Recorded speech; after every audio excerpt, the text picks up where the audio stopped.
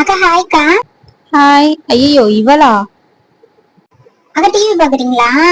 அக்கா சோட்டா பீம் போடுங்கக்கா, நல்லா இருக்கும் பாக்கலாம். அக்கா போடுங்கக்கா. சோட்டா பீம் எல்லாம் பார்க்க கூடாது. நீயா நானா பாரு, நல்லா இருக்கும் டிபேட். அம்மா அக்கா சோட்டா பீமே போட மாட்டேங்கிறாங்க, போட சொல்லுங்கம்மா.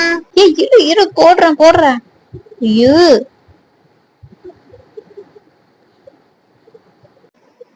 Beam beam beam.